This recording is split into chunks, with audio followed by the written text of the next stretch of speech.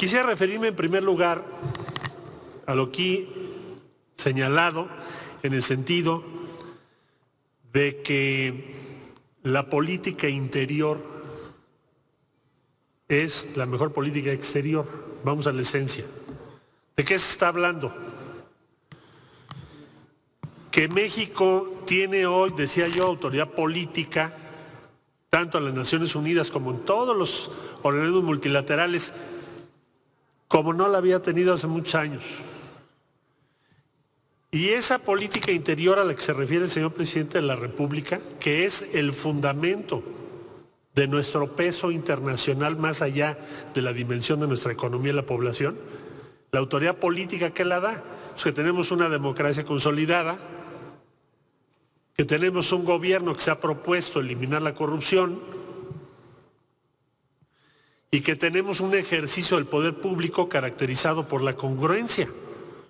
Y yo diría con toda objetividad que eso que acabo de señalar es lo que está determinando el peso internacional de México y su capacidad para defender sus intereses frente a todos los países del mundo y especialmente frente a Estados Unidos.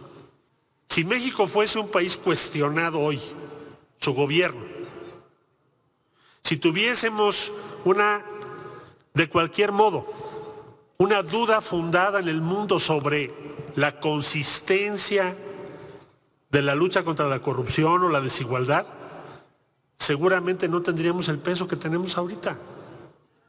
Podríamos ir a muchísimas reuniones, podríamos tener al presidente en todos los eventos internacionales, pero no tendría nuestro país el peso que tiene ahorita. La razón por la cual tenemos ese peso es una autoridad política, moral.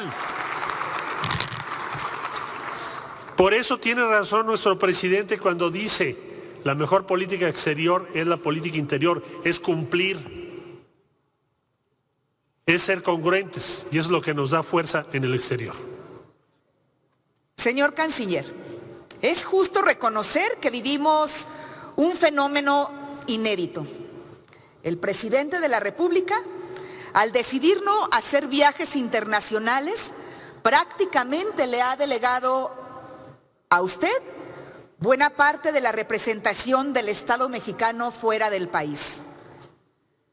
Es usted, según muchos, un vicepresidente o un presidente del exterior. Pero además se ocupa de muchos otros temas que van desde la migración hasta la seguridad. ¿Es sostenible esta situación? ¿No considera que la política exterior es una de esas políticas indelegables del jefe del Estado mexicano? ¿O no está en riesgo la buena marcha de las relaciones internacionales de México con un canciller ocupado en múltiples asuntos que deberían corresponderle a otros secretarios o secretaria?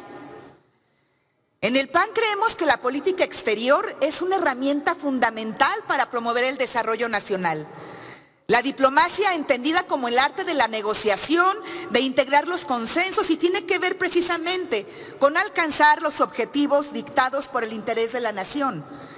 Pero también tiene una dimensión aún más amplia relacionada con poner en alto el nombre de México en el escenario internacional y fortalecer el liderazgo de nuestro país.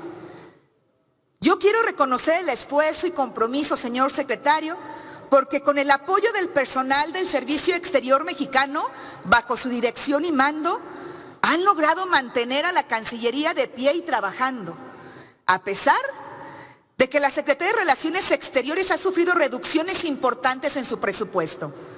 Se le han asignado nuevas responsabilidades, se ha castigado con reducciones sustanciales de apoyo a los servidores públicos y se han cerrado dependencias como ProMéxico, el Consejo de Promoción Turística, que acompañaban a la política exterior de nuestro país. Sé que usted no tomó la decisión y que rebasa además de su ámbito de acción. Se impuso una vez más una política de austericidio y la política internacional de México se cortó un brazo. Se me dice aquí también que cuál va a ser la política de México, que si yo tengo funciones de vicepresidente. No, en México no hay vicepresidentes. Soy secretario de Relaciones Exteriores, ahí están las facultades establecidas en la ley. No aspiro a nada más que cumplir con mi trabajo. Tenemos...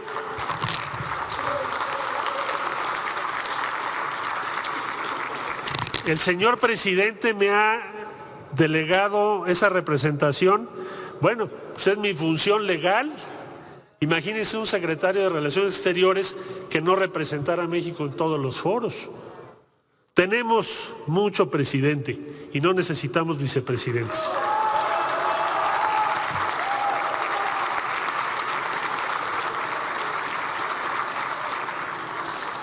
Adicionalmente, señor canciller, ¿cuál ha sido el efecto sobre la relación con Bolivia del otorgamiento del asilo al expresidente Evo Morales luego de la toma de protesta efectuado por el gobierno interno? Sobre ese mismo tema, ¿por qué votó México en contra del proyecto de la resolución que en la Organización de los Estados Americanos llamaba a la celebración de elecciones en Bolivia, desdiciendo el apoyo que dio el propio presidente López Obrador a la celebración de elecciones en ese país el 11 de noviembre? ¿No le parece que esas acciones, entre otras, van en contra del supuesto respaldo de México al principio constitucional de no intervención? Y por cierto, sobre este tema precisamente, por un lado, ¿por qué no se pidió autorización al Congreso para la salida de miembros de las Fuerzas Armadas que trajeron a México al expresidente Evo Morales? Señor canciller, ¿es el pragmatismo o la ideología el criterio fundamental de la política de acercamiento hacia América Latina? Se defendía el pragmatismo cuando se señalaba que la intención del mecanismo de Montevideo era hablar con todos los actores políticos en Venezuela. Pero en relación con Bolivia, México le abrió un micrófono directo a Evo Morales. Decirles también que respecto al asilo, si ustedes me permiten, les leería yo una carta, un párrafo, de una carta que recién recibí dirigida a la Secretaría y al pueblo de México. Dice: me es grato dirigirme a usted muy respetuosamente en la oportunidad de expresarle mi más profundo agradecimiento por su valioso apoyo y colaboración conmigo, mi familia, abogados defensores y miembros de mi equipo de trabajo durante el transcurso de la detención y prisión arbitraria del cual fui objeto por parte de organismos de seguridad del Estado, en violación pública y notoria de la institución universal de la impunidad parlamentaria. Y no lo firma alguien en Bolivia, lo firma Edgar Zambrano en Venezuela, de la oposición venezolana, y se le dio respaldo y asilo siguiendo la tradición mexicana de otorgar asilo y respaldo y cobijo a todo aquel que esté o que tenga riesgo por persecución política. No es verdad que hayamos aplicado el asilo solo cuando hay una coincidencia. Lo hemos aplicado en todos los casos. Yo les diría, en el caso de Venezuela, lo que nosotros dijimos fue: busquemos una salida política y democrática, y no nos hicieron caso. Se fueron por otra ruta. Hoy en día se está regresando a lo que habíamos planteado. Y en el caso de Bolivia no es que votáramos en contra de que haya elecciones, es que lo que le pedíamos a la Organización de Estados Americanos era primero pronunciarse sobre la participación de las Fuerzas Armadas, pidiendo la renuncia de un presidente legítimamente establecido en un país de América Latina. Y no lo hizo. Y por eso no votamos a favor de ello. Y en Bolivia también planteamos que tiene que haber una solución pacífica y democrática. Igual. Y así será nuestra postura en todos los casos.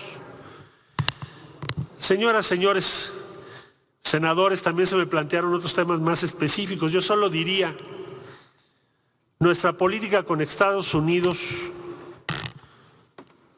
ha atravesado muchos momentos de tensión. Si fuésemos un país sumiso, no habría tensión. Tendríamos la tensión aquí, no con ellos. Somos un país orgulloso de lo que hemos hecho, de acuerdo a nuestra conciencia, nuestras convicciones. México ha defendido su dignidad Y en parte es fruto también del trabajo de ustedes, de todos los partidos aquí representados y del Senado de la República. Muchas gracias por el apoyo que nos han dado. Nuestra voluntad, nuestra disposición es de escuchar, dialogar, entender las preocupaciones, las causas legítimas que ustedes plantean y de trabajar juntas, juntos. A eso vengo, con toda humildad, como un servidor público más. Muchas gracias.